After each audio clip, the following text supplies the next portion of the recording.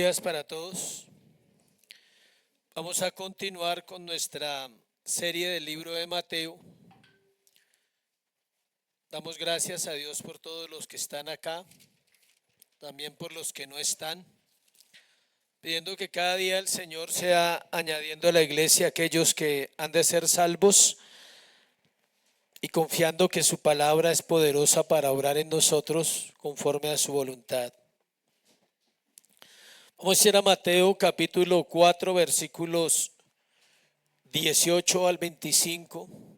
Mateo 4, 18 al 25. Vamos a terminar ese capítulo 4 y entraremos en una serie que es larga. Hay una serie dentro del mismo Mateo que es la serie del Sermón del Monte. Capítulo 5, capítulo 6, capítulo 7. Nos enseña cómo vivir los cristianos. Son prácticas. O sea, es una doctrina práctica. ¿Qué se debe hacer? Perdonar, amar, bendecir, no mentir, no robar, todo lo que tiene que ver con los mandamientos. Y en esos dos capítulos creo que nos vamos a demorar un tiempo, pero son muy necesarios para nosotros. O sea que hasta el capítulo 4 es una temática, en el capítulo 5 viene el Sermón del Monte hasta el 7 y luego viene otra temática en capítulo 8. Vamos a leer mientras tanto, mientras usted busca Mateo capítulo 4 del 18 al 25. El tema de hoy no tiene que ver con sus problemas. A veces se habla del problema del hombre. Tiene que ver con la necesidad que tenemos como iglesia del evangelismo. Por eso lo hemos titulado Un llamado a la evangelización. Y vamos a estudiar cómo Dios llama a estos hombres, a sus primeros discípulos.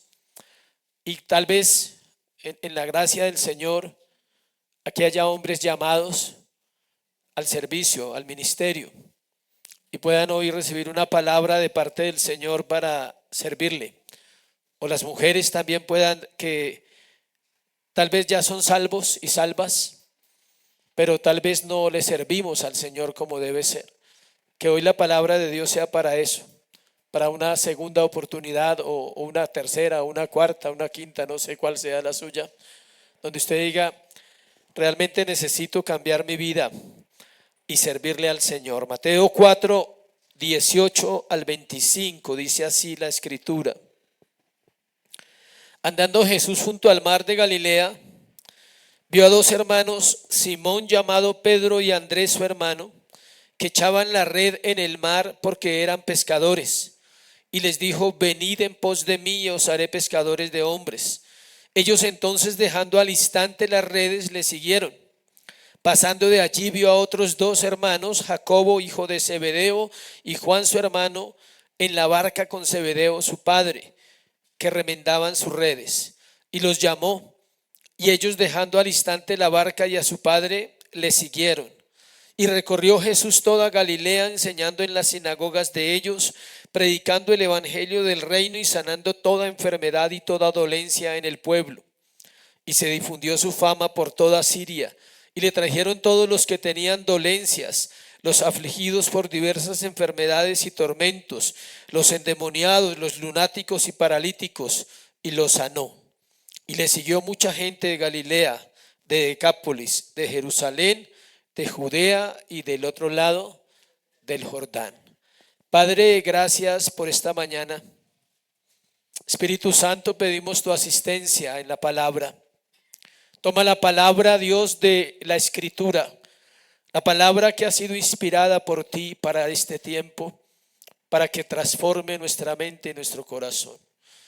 Mientras la escuchamos, santifícanos. Mientras la escuchamos, Señor, consuela el corazón. Quita la frustración, quita lo que no sirve, Dios, y deja tu palabra que corra, que sea glorificada, que produzca fruto abundante en la iglesia, Señor, en Cristo Jesús. Amén y amén. Un llamado a la evangelización. Alguien decía que cuando predicamos, los que predicamos tenemos que predicarnos a nosotros mismos cada sermón, y no es fácil predicarse los sermones cuando confrontan el corazón del hombre, y es una oportunidad y es un privilegio bueno poder hablar de este tema para la iglesia, porque siempre estamos esperando que Dios nos hable acerca de nuestros problemas y es poco el interés que la iglesia tiene por obedecer este mandato, este llamado que Dios ha dado a la iglesia. La evangelización es un llamado a la iglesia, no a un hombre, no a una mujer, no a una pareja, a la iglesia. Todos los creyentes debemos evangelizar. Tal vez no de la misma manera, en la misma medida, tal vez no todos vamos a dar el mismo fruto, pero todos los creyentes debemos tener conciencia de que fuimos llamados a evangelizar. Si usted quiere saber, usted está aquí en este lugar esta mañana y yo, porque alguien nos compartió el evangelio, porque tal vez alguien oró por nosotros muchos años antes de llegar a ser lo que somos hoy, porque tal vez en algún momento de la vida alguien evangelizó nuestros corazones y nos compartió una buena noticia, la noticia del Salvador, y por eso estamos en este lugar nosotros esta mañana. Nosotros somos el fruto del mensaje de salvación que comenzó en el Nuevo Testamento. Dios comparte su mensaje, levanta discípulos, estos discípulos establecen la iglesia, el evangelio se extiende por todas las naciones y ha pasado 2000 años y el evangelio sigue permeando la vida del ser humano. La obra de Dios va a terminar, se va a cerrar, independiente que nosotros lo hagamos o no, Él lo va a hacer. Si un pueblo no quiere hacerlo, Dios va a levantar un pueblo para hacerlo, porque Él no miente y porque Él dijo que así sucedería al final de los tiempos, que la semilla se regaría y que ella produciría un fruto, y ese fruto es la iglesia. Esta iglesia, como todas las iglesias locales de la tierra, es el fruto de la predicación del Señor Jesucristo a sus apóstoles y de sus apóstoles a todas las generaciones. Encontramos dos lados extremos en las iglesias. Encontramos los que todo el tiempo están hablando de Dios sin conocerle. No sé si ha escuchado personas así, que se suben a un transporte y cuentan una historia asombrosa de testimonio que llaman, pero no conocen nada de Dios, pero lo hacen en el error, evangelizan en un error, critican las iglesias porque ellos creen que hablan bien de Dios. Otros hablan con un corazón apasionado, pero no llevan vidas realmente de testimonio. Encontramos otro asunto y es los que conocen la verdad solo para ellos. No sé dónde estás tú. Ojalá no estés en ninguno de los dos lados. Ojalá no estés en los que hablan y hablan, pero no conocen a Dios. Dicen cosas de la Biblia, pero no conocen a Dios. O estás en el otro lado de los que no comparten la verdad con nadie, solo la tienes para ti. Se llaman anónimos, son los que se avergüenzan delante de los hombres, los que les da temor que todo el mundo sepa que eres un cristiano y que vives una vida de fe. Les da temor saber que hay principios que no son negociables, pero los negocian en algún momento por la búsqueda de aceptación, por la presión de grupo, por la presión social. Negocian sus principios y la iglesia está en esos dos puntos, en aquellos que hablan sin saber y aquellos que no hablan aunque saben. Conocen la verdad pero no hablan, y otros no la conocen pero hablan. Es una locura, es algo inentendible. Veamos Marcos 8:38. ¿Qué nos dice ese texto acerca de lo que estamos hablando? Marcos 8:38. Porque el que se avergonzare de mí y de mis palabras en esta generación adúltera y pecadora, el Hijo del Hombre se avergonzará también de él cuando venga en la gloria de su Padre con los santos ángeles. Que sea para ti esa palabra. El que se avergüenza de mí y de mis palabras, dice el Señor. Un cristiano verdadero nunca se avergonzará del evangelio.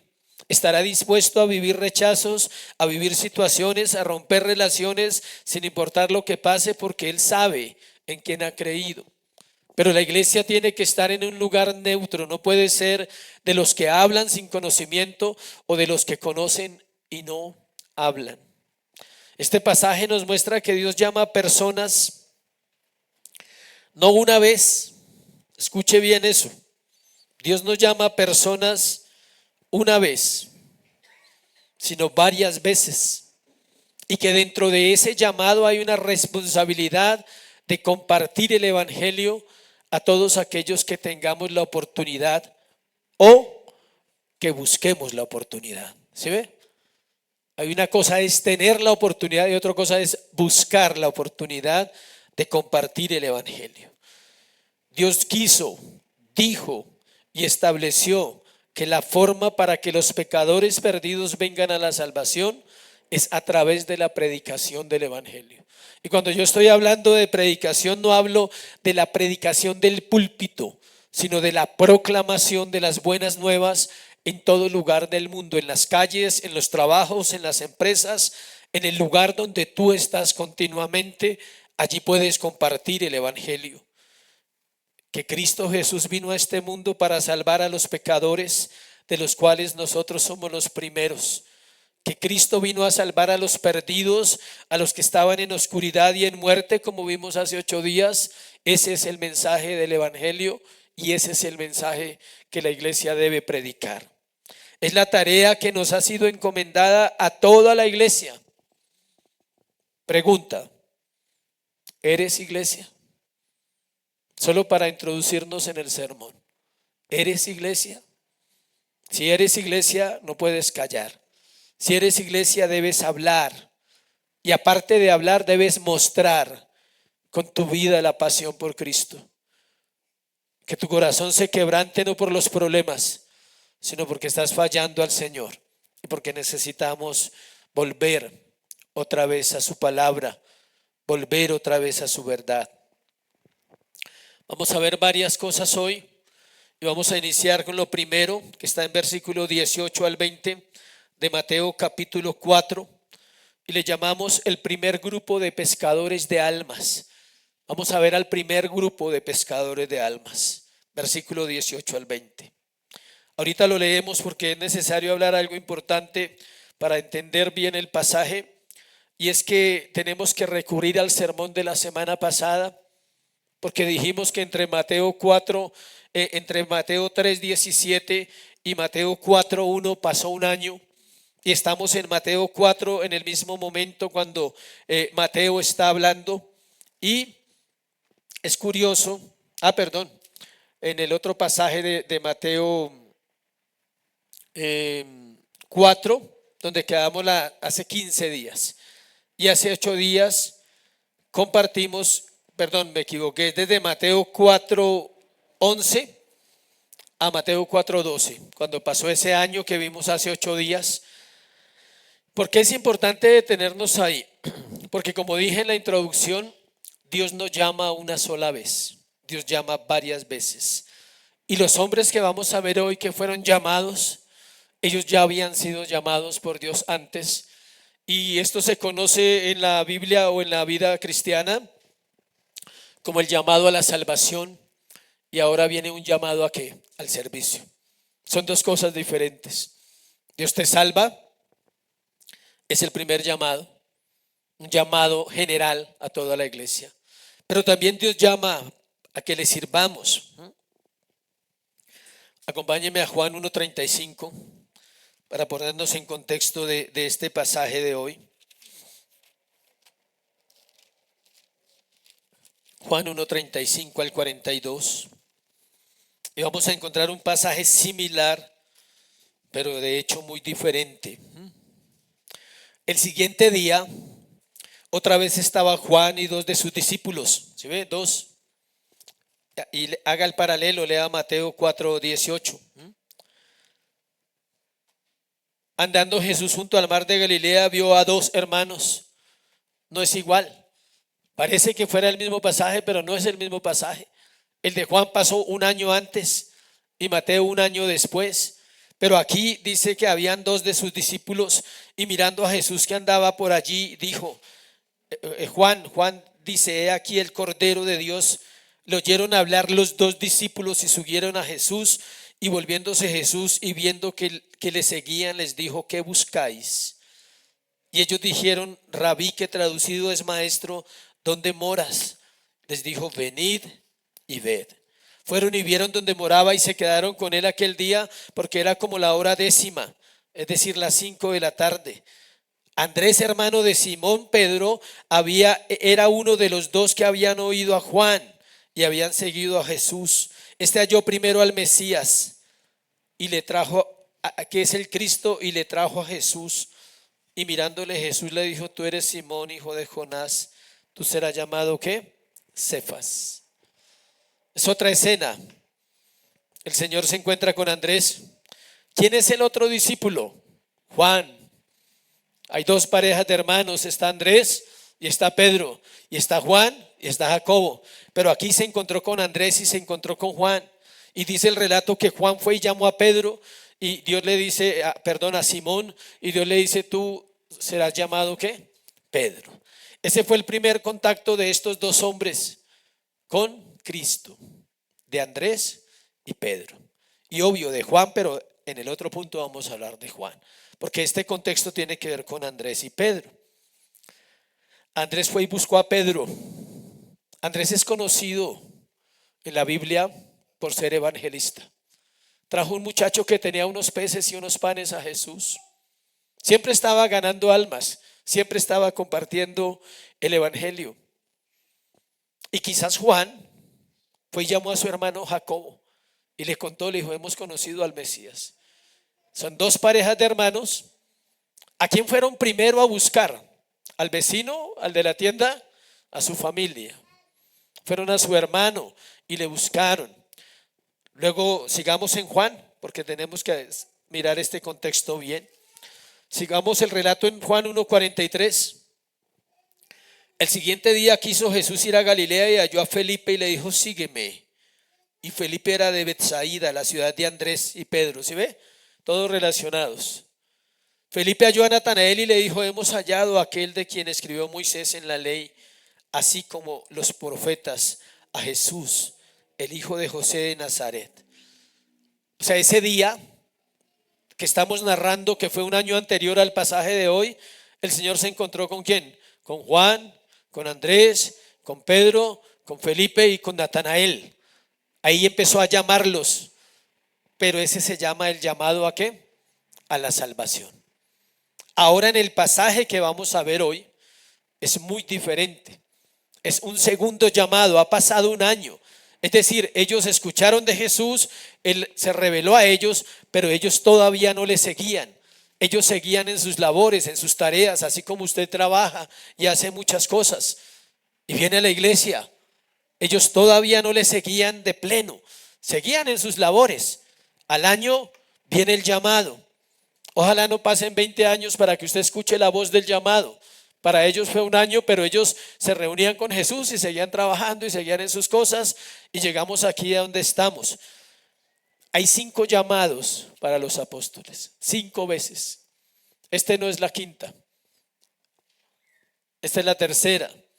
Pero no voy a centrarme en los 5 llamados porque no tendría tiempo para pasar a lo que tenemos que centrarnos en este texto. Vamos a ir al verso de hoy. Mateo 4:18. Tenía que hacer ese contexto. Andando Jesús junto al mar de Galilea, vio a 2 hermanos, Simón, llamado Pedro, y Andrés su hermano. Recuerde lo siguiente para que no se pierda y nos ubiquemos. Andrés conoció a Jesús hace un año. El año pasado, digámoslo así, llevó a su hermano Pedro. Ahora los encuentra a los dos. Ya ellos ya saben quién es Jesús. Dice que ellos están allí y le dice lo siguiente, versículo 18, estamos ahí. Dice que estaban ¿qué? Echando la red en el mar porque eran pescadores. Primero fueron llamados a la salvación y luego fueron llamados al servicio, que es el que estamos hablando hoy. ¿Por qué se saca esa conclusión? Por el versículo siguiente, que es el versículo 19, cuando dice ahí: y les dijo: venid en pos de mí y os haré ¿qué? Pescadores de hombres. Ellos entonces, dejando al instante las redes, le siguieron. Algunos necesitan dejar las redes sociales. Es una cuña, pero necesitan dejar ese tipo de redes. Gracias a Dios en esa época no habían redes sociales, pero habían redes reales. Habían 3 tipos de red. Para los que no saben del mar, de la pesca, habían tres tipos, o tres tipos de pesca más bien, como se atraían los peces. Una era el anzuelo, el normal. El anzuelo, el pescador se paraba en la barca, tira el anzuelo y va sacando por pescados. Había otra red que es la segunda, que es la que está acá, que es que se paraban en la barca, tiran la red, ella tiene un plomo alrededor y recogen los peces. Había una tercera que es entre dos barcas y es más grande, gigante. Y se hace una barca allá y la otra barca allá y botan la red y empiezan a traerla hacia la orilla y traen más peces. Eran tres tipos o tres maneras como se pescaba. El pasaje de hoy es otro llamado, pero no el llamado definitivo. El llamado definitivo viene más adelante cuando el Señor los llama a dejar absolutamente ¿qué? Todo. Ahorita dejaron la pesca, estaban allá. Estos están pescando. Volvamos a leer el texto para remarcarlo en nuestro corazón. Dice que Andrés, que echaban la red en el mar porque eran pescadores. Convertirse en un pescador de almas no es mágico. Dios ha llamado a la iglesia a evangelizar. Es Él mismo quien da la gracia para compartir su evangelio. El llamado es claro. Él dice, ustedes son pescadores de peces, ahora serán pescadores ¿de qué? De almas. Note lo curioso que es que Él los llama a hacer algo que ellos ya sabían hacer, pescar. ¿Sí ven? No es un lenguaje raro para ellos. Él no les está diciendo vamos a pescar pájaros. No, dice pescadores de almas. Es decir, así como ustedes entienden lo de la red, así como ustedes entienden lo de la pesca, así necesitamos trabajar para ganar almas. Era un llamado a usar lo que ellos sabían hacer, pero ahora de manera espiritual productiva para el reino de Dios. Pero hay una frase antes de ser pescadores de almas, versículo 20 dice, venid, 19, perdón, venid en pos de mí. Ese es el asunto. ¿Quieres ganar almas? ¿Quieres servirle al Señor? Quizás evangelizando personas. Necesitas esa parte primero. ¿Cuál? Venid en pos de mí. Él no los mandó y les dijo, vayan por las almas. Les dijo, venid en pos de mí y yo os haré pescadores de almas. Note que Él no les dice, vayan a pescar almas, vayan. Ya los mando a pescar almas. No, les dice, primero vengan ¿qué? En pos de mí. Primero vengan y conózcanme. Antes de que una persona gane almas, debe conocer a Jesús. Ese es el gran problema que tenemos en la iglesia y creo que ahí está el corazón del problema, como dicen algunos. Y ahí está el corazón del problema de la evangelización de la iglesia. Queremos evangelizar sin venir en pos de Cristo. Algunos quieren ser discípulos sin discipulado. Y otros quieren ser discípulos sin Cristo. No se puede. Necesitas venir a Él primero.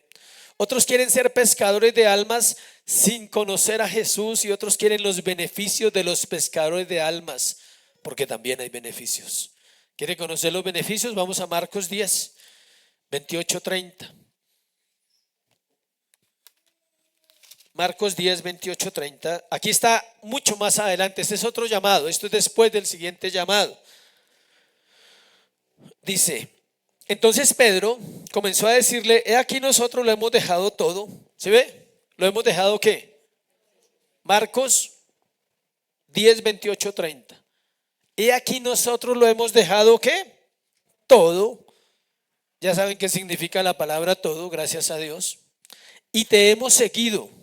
Respondiendo Jesús dijo, de cierto os digo, que no hay ninguno que haya dejado casa o hermanos o hermanas o padre o madre o mujer o hijos o tierras por causa de mí y del evangelio que no reciba 100 veces más ahora, ¿sí?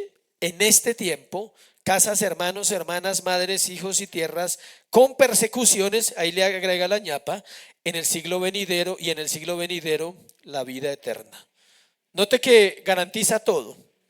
Recibes todo en esta tierra, pero también te garantiza ¿qué? Persecuciones.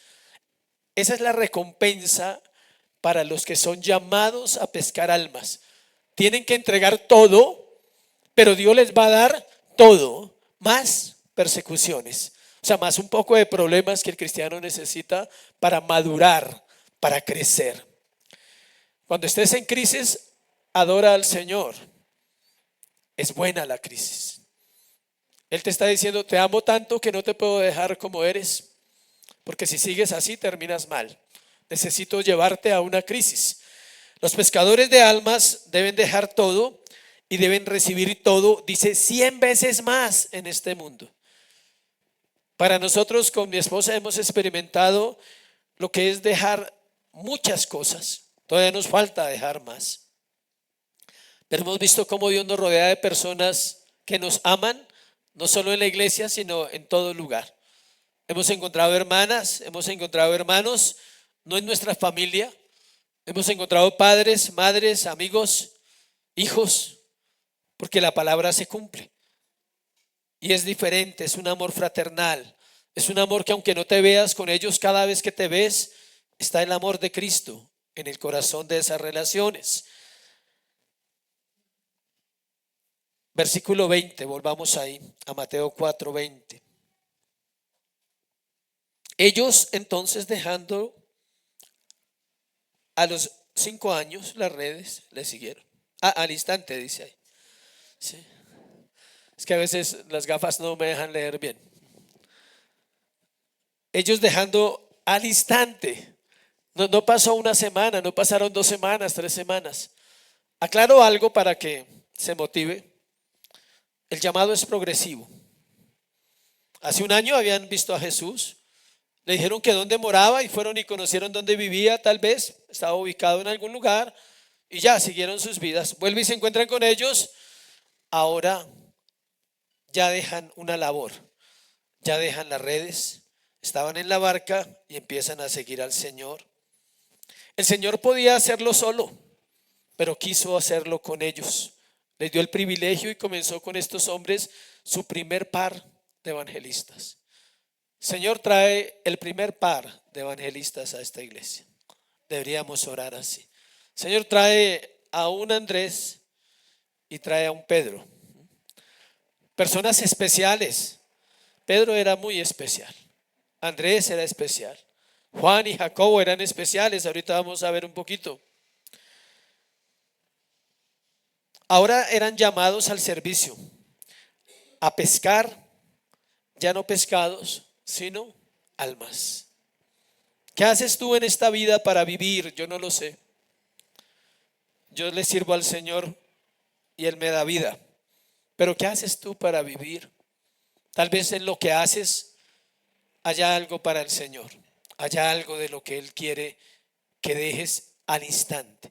No está diciendo que te desemplees, no ese es el contexto. Está diciendo que puedes usar lo que haces para el Señor. Ellos van a usar todo lo que es un pescador para pescar almas. Ahorita miramos un poco de los pescadores. Todos los llamados son llamadores, son proclamadores del evangelio. Lo vimos con Andrés, que llamó a su hermano. Lo vimos con Felipe, que llamó a Natanael. Y lo vimos con Juan, que quizás también llamó ¿a quién? A su hermano Jacobo. Hay 7 pescadores, aquí hay 6. Después buscamos al otro, que en el proceso de Mateo lo vamos a encontrar. Aquí hay 6 pescadores. Se dice que los cristianos son acumuladores. ¿Sí sabían eso? Los cristianos somos acumuladores, porque no comparten las riquezas de la gracia que reciben en las iglesias, porque acaparan y esconden lo que Dios les enseña, porque a veces no son luz ni sal para otros, y el llamado es hacer luz y no hacer acumuladores de la gracia. Hay un programa, si lo quiere ver, de acumuladores, y mire lo terrible que es ser un acumulador. No se puede uno mover en esos lugares, pero tal vez somos acumuladores de conocimiento, de doctrinas, de sermones, de enseñanzas, y tal vez nos convertimos en acumuladores. El llamado es a dejar de acumular y compartir las riquezas de la gracia que el Señor te está dando. Amén. Un segundo equipo, vamos a ver ese segundo equipo, versículo 21 y 22. Pasando de allí, Vio otros dos hermanos, Jacobo, hijo de Zebedeo, y Juan su hermano, en la barca con Zebedeo, su padre. Una escena diferente. Tenemos a Andrés y a Pedro echando la red, procurando pescar algo para llevar a la casa para comer. Los estudiosos dicen que Jacobo, Zebedeo, era un empresario, no era cualquier pescador. Parece que tenía dinero. Juan, por muchos relatos que vimos cuando predicamos el evangelio de Juan, ¿se acuerda que lo dejaron entrar allá cuando Jesús entró al pretorio? Dice que lo conocían, tal vez vendía pescado cada semana, llevaba el pescadito y se movía en la industria del pescado. Los hijos de Zebedeo quizás eran los domiciliarios de la empresa de Zebedeo, ¿sí? Eran los dos hijos. Era muy diferente. Ellos están haciendo otra labor, mire la tarea ahí. Dice versículo, pasando de allí vio a otros dos hermanos, Jacobo hijo de Zebedeo y Juan su hermano, en la barca con Zebedeo su padre, que remendaban las redes, y los llamó. Iglesia, hay redes rotas.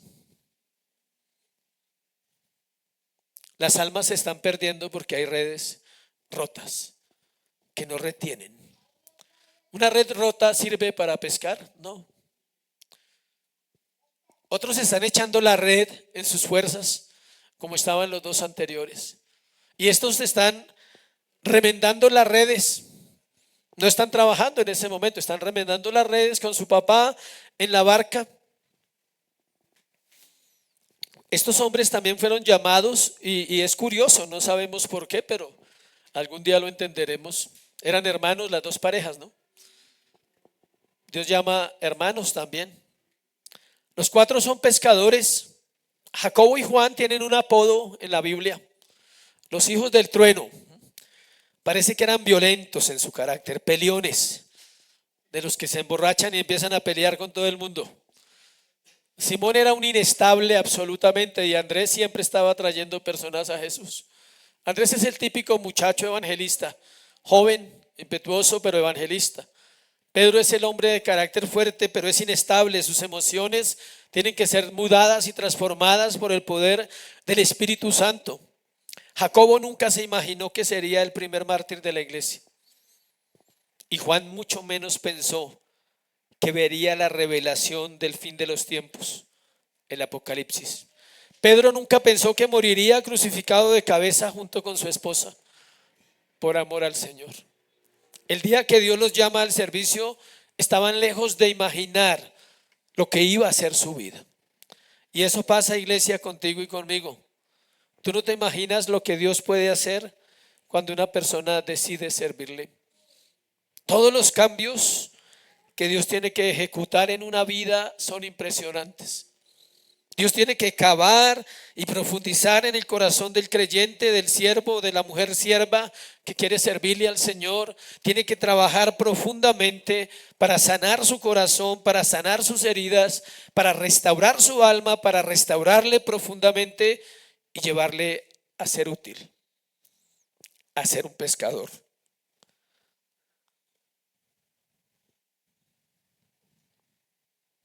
Todos estos hombres comunes y corrientes pasaron a la historia.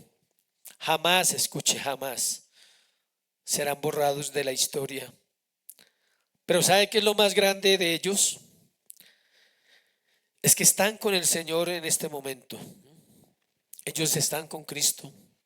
Ellos recibieron el galardón más grande, que es estar con Él para siempre. Vamos a recrear la escena otro poquito. Los primeros están echando sus redes, los otros están remendando sus redes. Son dos casos. Los segundos están con su padre, los primeros están solos. ¿Qué tienen en común estos seguidores de Jesús? ¿Qué tienen en común los dos? Una palabra que aparece en los mismos versículos, arriba y abajo: al instante. Tienen en común que son pescadores también. Son cuatro pescadores. Tienen en común que al instante dejan las redes. Y tienen otra cosa en común que es la que más me impresiona: ninguno era útil para la obra de Dios. Ninguno tenía las capacidades. Eran 4 inútiles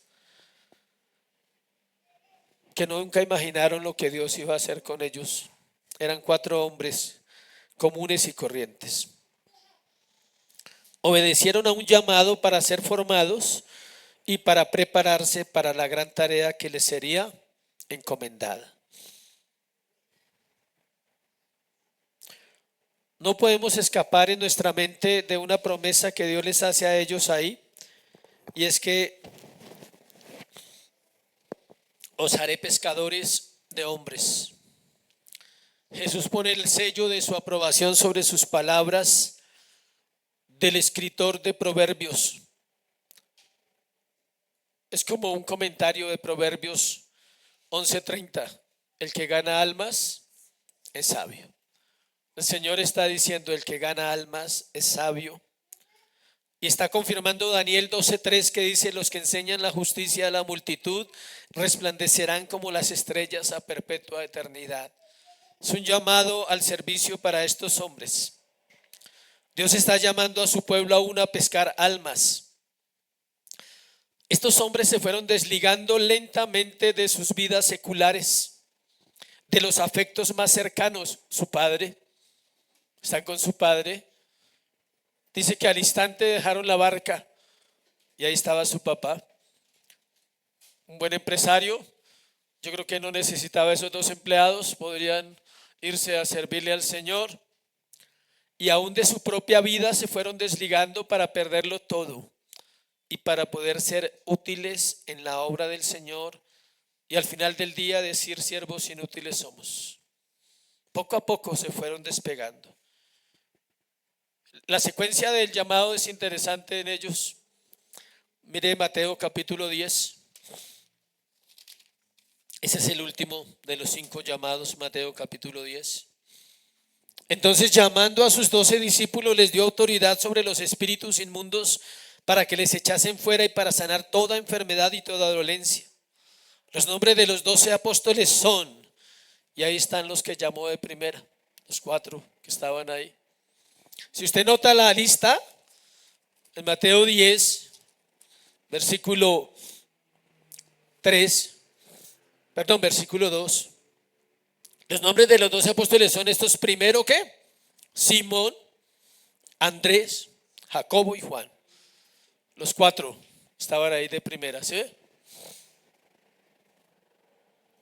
Todos los apóstoles son hombres impresionantes, pero uno tiene que entender que estos 4 eran del círculo privado de Jesús. 3 de ellos vivieron las cosas que ninguno de los otros 9 vivió, que era Pedro, ¿quién más? Jacobo y Juan. Andrés no, Andrés estaba evangelizando.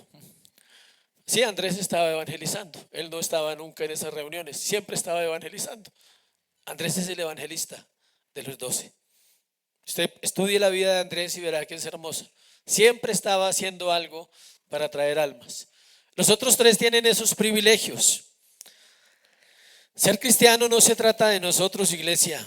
Somos parte de un plan perfecto para la salvación de un pueblo, de una iglesia en general.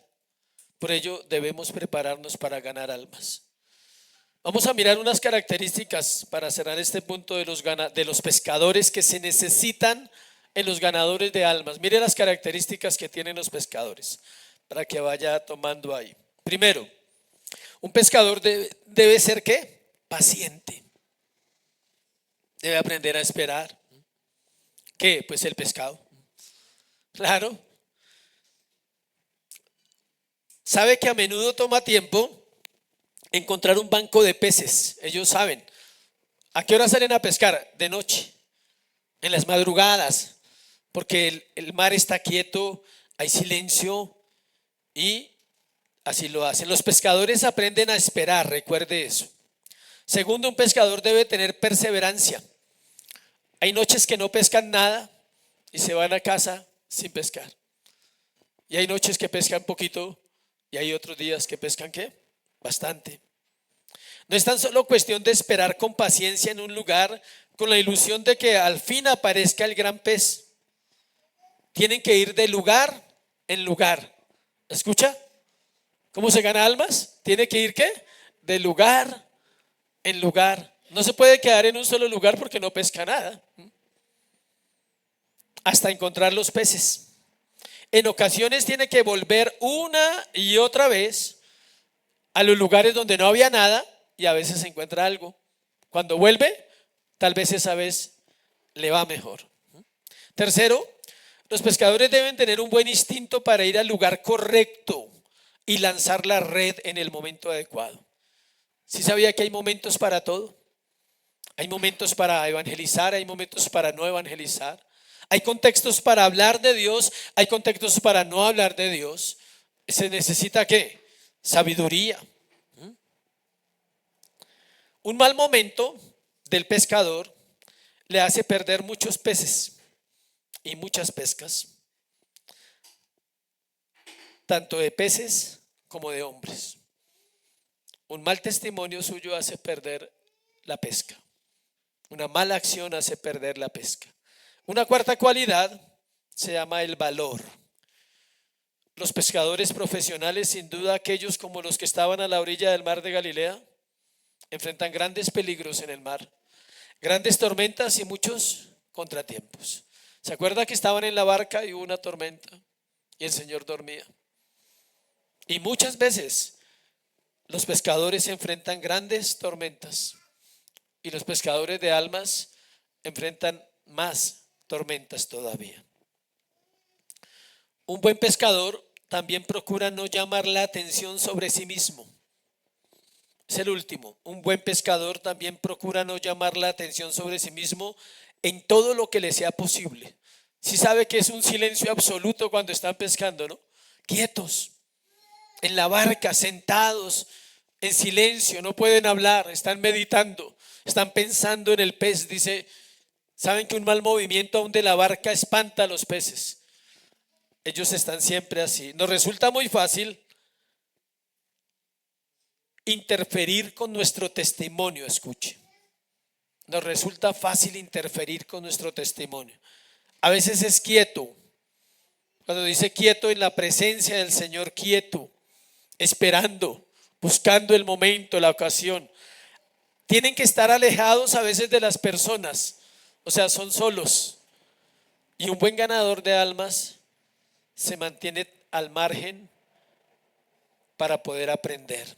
En su soledad aprende, en su soledad va buscando cómo ganar un alma, va buscando hacer relaciones, pero nunca busca figurar, nunca busca que él sea el importante, sino aquel que lo llamó. Amén. Tercero y último, un ejemplo de servicio, versículos 23 al 24.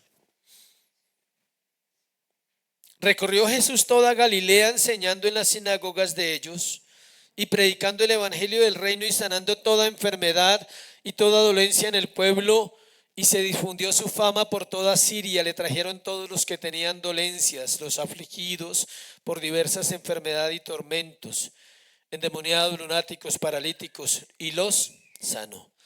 Dice que mucha gente le siguió. No hay ningún ejemplo mayor para hablar de evangelismo que Cristo. Estos eran novatos, estos cuatro todavía no han empezado a evangelizar, tienen su encuentro con el Señor hace un año, luego viene, los llama al servicio y en el capítulo 10 de Mateo los manda definitivamente. Si usted lee, volvamos a versículo 10 de Mateo, capítulo 10, perdón. Entonces, llamando a sus 12 discípulos, les dio autoridad sobre los espíritus inmundos. Ellos fueron a hacer lo que hizo Jesús en capítulo 4. Si usted lo ve, ¿sí lo ve? En capítulo 4, ¿quién hizo eso? Jesús, no los novatos, no los que acababa de llamar. En capítulo 10, ¿quién lo va a hacer? Los discípulos. Porque ha pasado, de ahí allá ha pasado un año largo de formación. Y ellos van a ir a hacer lo mismo que vieron que Jesús hacía. Jesús hizo todo este ministerio. Iglesia, no hay nadie más hermoso en este mundo que nuestro Señor Jesucristo. Su vida de ejemplo y su vida de amor y entrega por los pecadores es sin igual. Si tú no conoces a Cristo, no vas a poder ser cristiano gozoso y feliz. Tienes que verlo en cada letra, en cada pasaje tienes que verlo actuar. Es hermoso verlo actuar.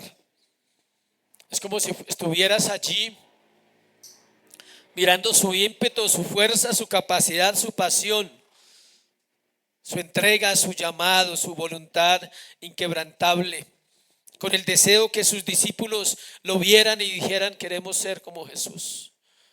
Y llegaron a ser como Jesús. Sanaron enfermos, resucitaron muertos, echaron fuera demonios, hicieron lo mismo que el Maestro hizo. Esos 3 versículos vemos una pequeña ventana de cómo era la vida del Maestro, de cómo era su ministerio. Pero lo que vemos allí sigue sucediendo, iglesia, hoy. Está presente por medio de la iglesia. Creemos en las sanidades sobre los enfermos. No creemos en las campañas evangelísticas. No creemos que los hombres tengan la capacidad de sanar, pero creemos que Dios tiene el poder para sanar las enfermedades. Creemos que Dios tiene el poder para resucitar muertos y hacer milagros. La iglesia bíblica cree eso. El privilegio que tuvieron aquellos que fueron ministrados por Dios hecho hombre es inigualable. Pero qué es lo sorprendente, que muchos solo recibieron un milagro, una sanidad, pero su alma se perdió. Eso es lo triste, que ellos no valoraron el privilegio. El ministerio del Señor tenía varios frentes. Escuché, eran 3 frentes según esos pasajes, esos versículos: predicación, enseñanza y sanidad. La sanidad incluye libertad, para que usted entienda, no una liberación, sino una libertad, que autentificaba el poder de Dios sobre la enfermedad y sobre el infierno. Cuando él echaba fuera demonios, estaba diciendo un mensaje. Él no quería que se centraran en el demonio que había salido y en la persona que había sido libre. Él quería que se centraran en su poder. Él estaba diciéndole a esos pueblos: yo soy Dios y tengo el poder sobre los demonios y los infiernos.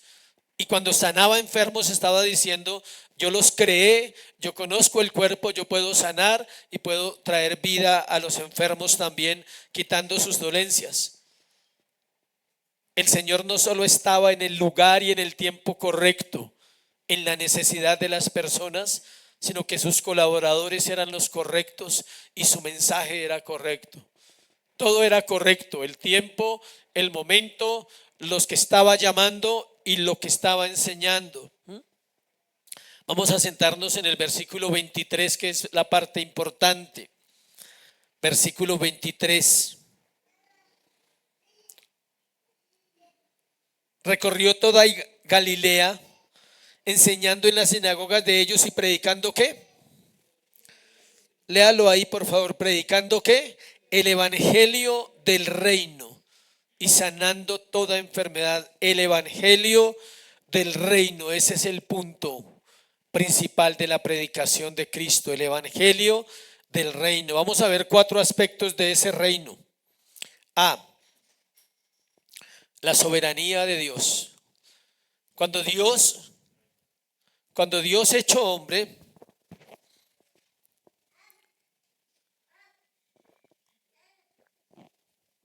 está entre los hombres, Él quiere mostrar la soberanía de Dios, como les dije ahorita anteriormente. ¿Sobre qué? Sobre todo. Sobre los demonios, sobre la enfermedad, sobre el infierno, sobre la muerte. El evangelio muestra eso. Muestra a un Dios soberano, sosteniendo una iglesia por los siglos, obrando en las almas, destruyendo el pecado para darnos una vida para Él en la tierra mientras llegamos a la eternidad. Miremos Lucas 17, 21.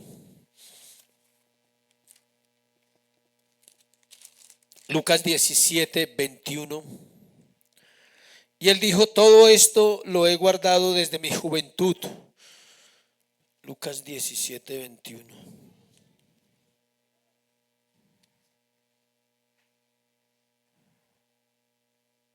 No, ese no es. Perdón, Mateo 6, 10. Mateo 6, 10. Dice, venga tu reino, hágase tu voluntad, como en el cielo, así también, ¿dónde? En la tierra. El reino de Dios establece la soberanía de Dios en la tierra.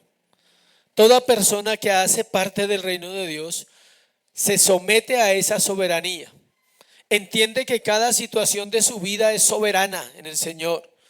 Entiende que las no respuestas a las oraciones es soberanía del Señor. Entiende que dentro de esa soberanía Dios está trayendo su voluntad a la tierra para su iglesia. Tú estás dentro de la voluntad de Dios a pesar de lo que somos. O sea, nosotros somos pecadores y como pecadores Dios nos gobierna bajo un reino y ese reino es soberano. No hay opción de decir no quiero y no me gusta. Dios dice, si eres salvo y si te escogí, tú vas a aprender a amarme y vas a aprender a conocerme. Y un día vas a entender que no te gusta porque no entiendes. Y un día vas a entender que el reino de Dios es poderoso y que en él solo hay una voz. ¿Y es la voz de quién? Del Señor. Es difícil. Es difícil entender la soberanía de Dios cuando miras a tu alrededor y ves cómo están tus circunstancias. Cuando ves tinieblas a tu alrededor, luchas en tu casa, tu familia, tu salud. Dices, ¿cómo puedo confiar en la soberanía de Dios? Confía porque la persona que lo dijo es Dios, es Cristo. B, la completa salvación.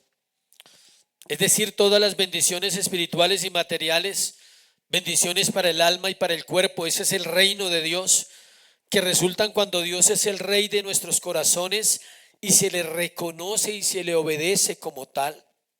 Según el contexto, vamos a mirar a Marcos 10:25 un poquito para mirar el contexto de eso que estamos hablando. Marcos 10:25. Dice, más fácil es pasar un camello por el ojo de una aguja que entrar en un rico en el reino de Dios. Ellos se asombraron aún más diciendo entre sí, ¿quién pues podrá ser salvo? Entonces Jesús mirándolos dijo, para los hombres es imposible, mas para Dios no, porque todas las cosas son posibles para Dios.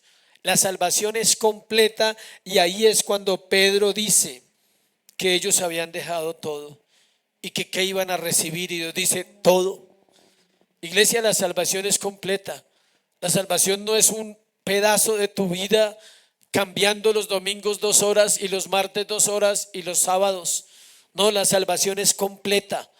Incluye tu mente, tu corazón, tu voluntad, tus emociones, tus pensamientos gobernados por Dios. Haces parte del reino, vives en el reino. Debes conocer al Rey y vivir para Él. Por eso en la frase cuando él dice, más fácil es que pase un camello por el ojo de una aguja. Y él dice, no luches por la salvación. No es a tu manera, no la puedes comprar, no la puedes obtener, no hay ningún conocimiento. Tiene que ser absolutamente, porque Dios la otorgó. ¿Y Dios la otorgó qué? Completa. ¿Te imaginas a un Dios mediocre dando salvaciones a medias? Es mentira. Somos nosotros los que no hemos conocido el corazón de Jesús. Tercero, la iglesia. El reino está o se mueve en la iglesia. La comunidad de las personas en cuyos corazones se reconoce a Dios como el Rey. Esa es la iglesia. La comunidad de las personas en cuyos corazones se reconoce a Dios como el Rey. El reino y la iglesia son equivalentes, aunque no es lo mismo.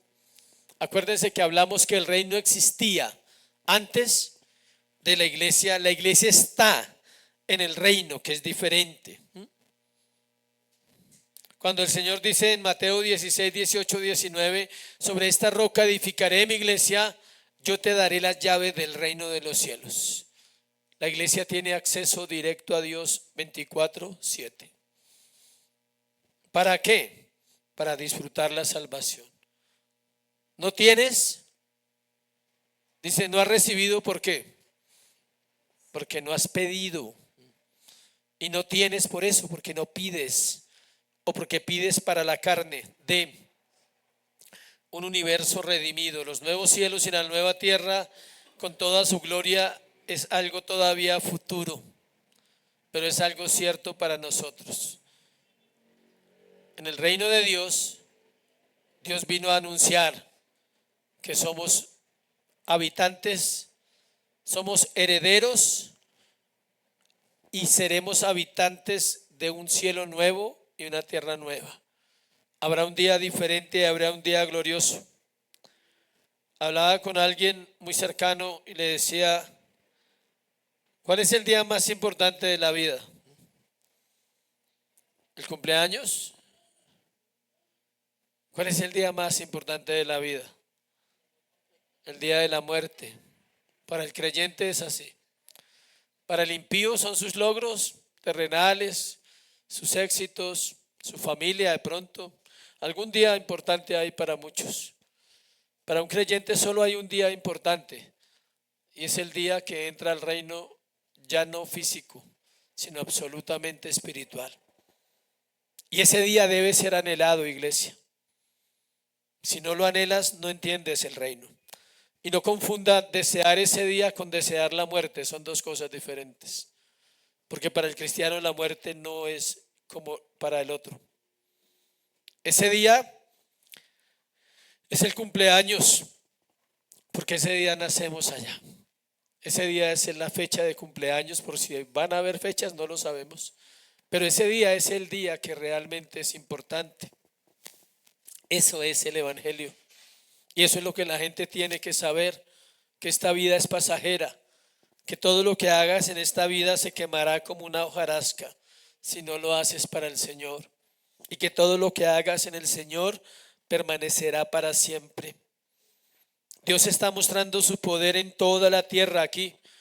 Nota una cantidad de ciudades, de lugares donde Él fue. Su obra no se detiene ni se ha detenido todavía. Sigue sanando soberanamente, sigue libertando vidas del poder del engaño y del pecado. Su enseñanza está en medio de su iglesia y la predicación está transformando vidas, aún iglesias que estaban desviadas. Debemos orar no porque esta iglesia, debemos orar porque la iglesia de Cristo sea establecida en las naciones de la tierra, porque en Bogotá hayan iglesias bíblicas locales, porque en Bogotá se predique el evangelio, porque en Colombia las iglesias cumplan lo que dice la Biblia desde el púlpito, de hacer un llamado al arrepentimiento, de predicar la palabra a tiempo y fuera de tiempo, de ir a los necesitados, a los pobres. El Señor está cumpliendo su palabra en estos versículos, está destruyendo las obras de Satanás en aquellos que estaban afligidos por enfermedades, por dolores, aún por posesiones demoníacas. Es un pasaje poderoso porque el reino de Dios se está manifestando, pero es un pasaje que establece la realidad de la iglesia. Una iglesia que no teme. No podemos temer, iglesia, al mundo. La iglesia está callada. La iglesia bíblica tiene que despertar en este tiempo. Hay tres palabras allí importantes en el versículo 24. Los endemoniados, los lunáticos y los paralíticos. Personas sin problemas parece. Solo endemoniados, lunáticos y paralíticos. Parece que el término lunáticos, según algunos dicen allí los estudiosos, eran epilépticos, porque ellos tienen un problema con la luna. Es algo que es cierto, ¿sí? Se transforman o les da más esas cosas cuando hay cambios de luna. Eso es real, eso no es un misticismo, eso afecta. Y hay demonios, hay endemoniados, no demonios ahí también, pero hay una posesión demoníaca. Vuelvo y le leo las tres palabras: endemoniados, lunáticos y paralíticos. Ojalá no estemos ahí en esa lista.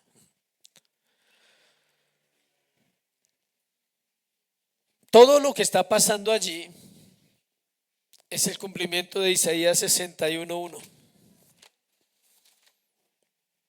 Mira Isaías 61:1, por favor.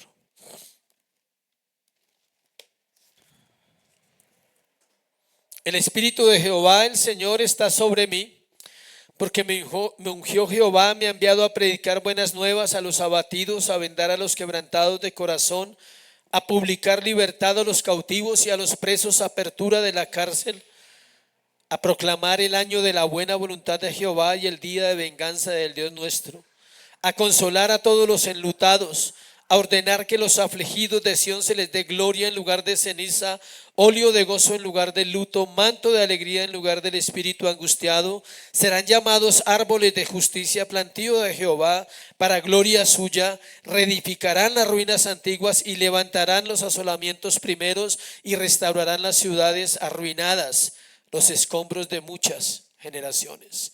Ese es el llamado de la iglesia. No de un hombre, es de la iglesia hacer esa labor constantemente. ¿Y sabe cómo se hace eso? Evangelizando.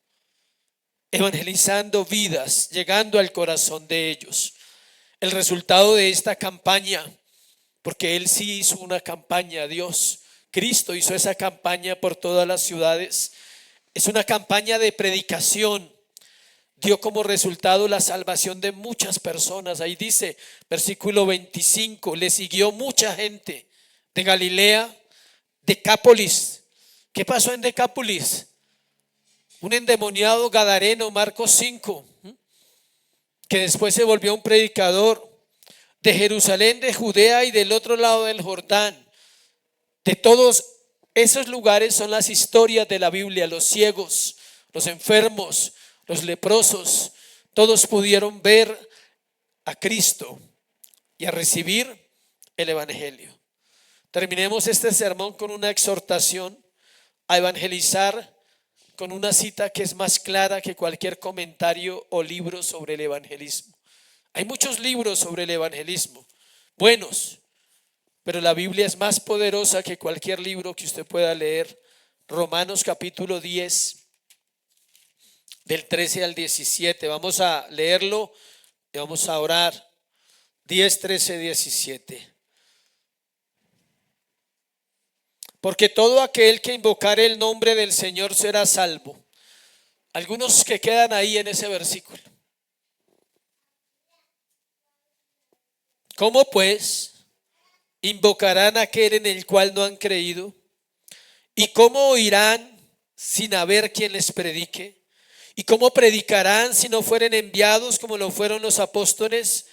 Como está escrito, cuán hermosos son los pies de los que anuncian la paz, de los que anuncian buenas nuevas. Mas no todos obedecieron al evangelio, pues Isaías dice, Señor, ¿quién ha creído a nuestro anuncio? Así que la fe es por el oír, y el oír por la palabra de Dios. Ponte sobre tus pies, vamos a orar.